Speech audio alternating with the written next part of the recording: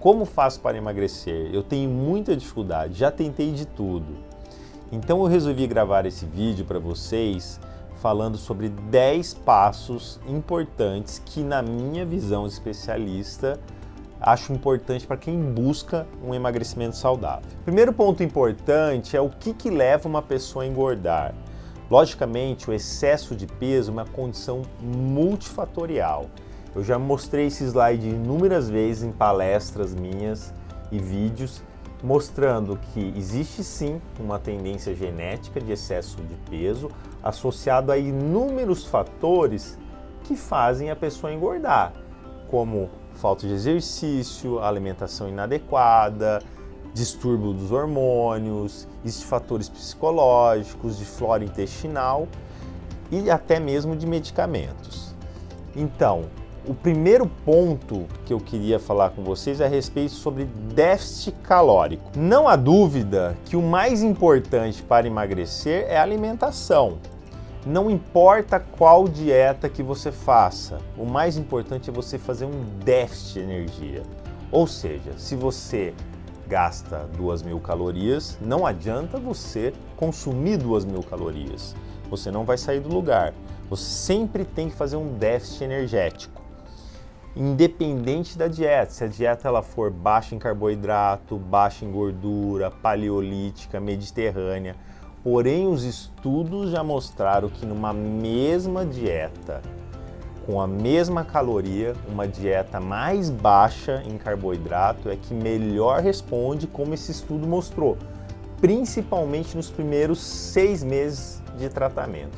Depois, a tendência a longo prazo é diminuir essa diferença entre as dietas convencionais, mas o importante, com certeza, é o déficit energético. E para eu saber, então, quanto de déficit energético uma pessoa precisa, o ideal é fazer uma avaliação, pelo menos de uma composição corporal, que pode ser feito através de um exame chamado de bioimpedância, e mais precisamente, para eu saber quanto de energia que a pessoa gasta, ela pode fazer um exame chamado de calorimetria, que é um exame que mede, através do consumo de oxigênio e o consumo do gás carbônico, quanto de energia e qual o metabolismo basal da pessoa, ou seja, quanto que ela gasta de energia. Lembrando que quanto maior o déficit calórico, maior é a perda de peso.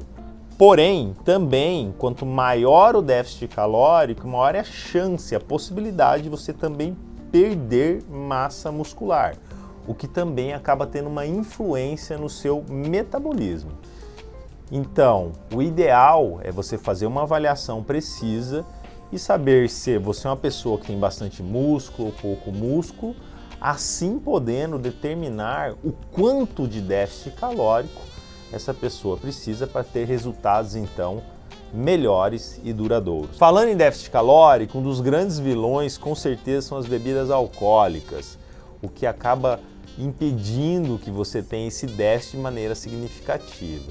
Então, tomar cuidado com bebidas alcoólicas. Por exemplo, uma cerveja tem quase 150 calorias. Se você toma 3 cervejas, você tomou 500 calorias somente em cerveja. Isso acaba dificultando muito o seu emagrecimento. Segundo ponto importante é a prática regular de atividade física. Não há dúvidas que o exercício é importante para a saúde e para o emagrecimento. Porém, as pesquisas mostram que para você emagrecer usando o exercício como fonte de emagrecimento, são aquelas pessoas que praticam 1 hora pelo menos 6 vezes na semana. Agora, se você tem pouco tempo de realizar atividade física, vocês têm que aprender a treinar de maneira intensa, né? Os estudos mostram que um treino HIIT, que é o High Intense Interval Training, você consegue a mesma efetividade de emagrecimento que o treino moderado com 40% de tempo menor, que é uma saída para aquelas pessoas que não têm muito tempo para fazer atividade física e assim também obtendo bons resultados. Outra estratégia interessante para otimizar o exercício como forma de emagrecimento é praticar o exercício em jejum. Estudos já demonstraram, inclusive já gravei vídeo sobre isso aqui, que uma atividade física aeróbica em jejum pode propiciar a perda de peso, inclusive fazendo mais oxidação de gorduras, né? Então poderia ser uma estratégia também válida para o emagrecimento. Lembrando que a maioria desses estudos foram feitos em pessoas jovens e saudáveis, não sendo indicado fazer exercício em jejum nas pessoas mais idosas ou que tenham comorbidades ou tomem algum medicamento que impossibilitem isso. E é muito importante, tanto na atividade física como na alimentação, estímulos diferentes. Lembrando que nosso corpo se adapta muito fácil a qualquer tipo de atividade física, a uma alimentação. Então, estímulos diferentes sempre vão gerar mais resultados. Terceiro ponto, vamos falar sobre equilíbrio hormonal. Não há dúvidas que os hormônios são fundamentais para o emagrecimento. A grande maioria das pessoas que estão acima do peso estão com uma coisa que a gente chama de resistência insulínica. Insulina é o hormônio que é liberado com a alimentação, principalmente carboidrato, que bota a glicose para dentro da célula. O problema é que uma vez que a pessoa engorda, principalmente na região abdominal, essa insulina começa a não trabalhar direito. E aí cada vez que ela come, ela tem que liberar mais insulina para botar a glicose para dentro da célula. E nós temos duas vias metabólicas de ação da insulina. Uma da KT-PI3 quinase, que bota a glicose dentro da célula. Essa via fica resistente, e a via da MAP, que é uma via anabólica, que nunca fica resistente. Então, a resistência insulínica cada vez gera uma hiperativação da via anabólica, gerando mais acúmulo de células de gordura. E para o emagrecimento é importantíssimo tratar a resistência insulínica, seja diminuindo o estímulo alimentar da insulina, como por exemplo a redução do carboidrato, fazendo atividade física. Também o jejum intermitente pode ser uma estratégia interessante, e até mesmo medicamentos quando bem indicado. Outros hormônios fundamentais para emagrecer são os esteroides sexuais. Eu já mostrei para vocês aqui que a menopausa faz acumular mais células de gordura, principalmente na região abdominal, e infelizmente, como mostra esse estudo, quando a mulher entra na menopausa, ela pode diminuir até 30% o gasto energético e 32% a oxidação de gordura. E a reposição hormonal feminina pode ajudar a minimizar esse processo de diminuição de gasto energético e de acúmulo de gordura também. E nos homens, a mesma coisa, a deficiência de testosterona gera mais resistência insulínica, gera mais síndrome metabólica, e a própria resistência insulínica pode gerar deficiência de testosterona, gerando uma via de mão dupla de um ciclo vicioso da pior. E você fazer uma reposição também pode ajudar no processo de emagrecimento. Outro hormônio fundamental para emagrecimento são os hormônios tiroidianos. Estima-se que 30% de todo o seu metabolismo, todo o seu gasto energético seja dependente do hormônio tiroidiano. E pequenas alterações podem já ter uma influência no peso e no metabolismo. Então é fundamental que esse hormônio também esteja equilibrado. Quarto ponto importante é saúde intestinal.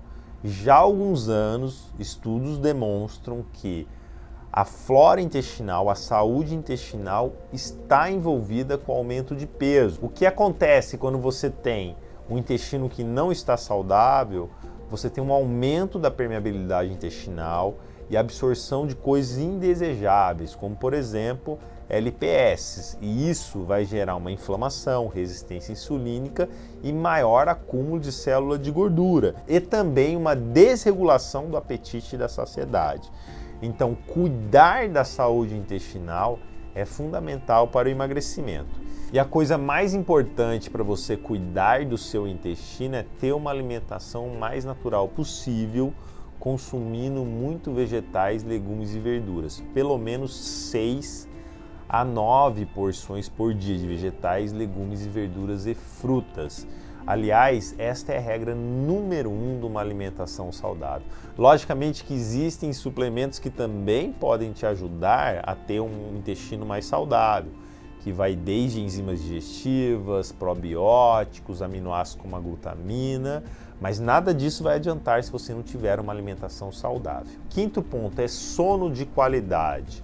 Não há dúvidas que você ter um sono de qualidade ajuda tanto na sua saúde como também no emagrecimento. Estudos mostram que você ter menos de 6 horas de sono por dia faz você piorar a sensibilidade à insulina, aumentando a secreção de grelina, que é um hormônio que aumenta o apetite, diminuindo a sensibilidade à leptina, que é o hormônio que inibe o apetite, além de diminuir a capacidade de atividade física, fazendo uma diminuição do seu metabolismo e aumento do peso e aumento do risco de diabetes e doenças metabólicas. Eu recomendo que vocês tenham pelo menos 7 horas de sono por dia, de uma maneira sincronizada, ou seja, o sono tem que ser durante a noite e não durante o dia. Sexto ponto importante é jantar cedo e ter todos os dias de 12 até 14 horas de jejum.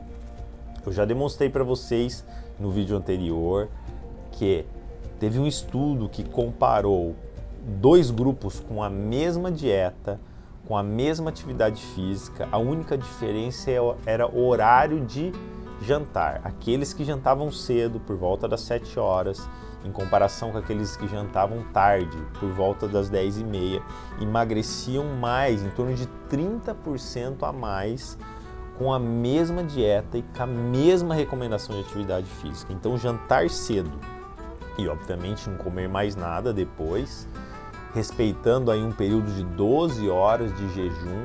O ideal é 14, que teve estudos que já demonstraram isso, que colocou pessoas obesas com síndrome metabólica e diabetes em 14 horas de jejum, e teve um resultado interessante na perda de peso e na melhora dos parâmetros metabólicos. Aliás, já há algum tempo tem se mostrado que um ritmo biológico sincronizado é aquela pessoa que dorme cedo, janta cedo, come menos à noite, ou seja, menos do que 30% do valor calórico total, acorda cedo. Isso tem um ritmo biológico sincronizado com o dia e isso está associado à saúde.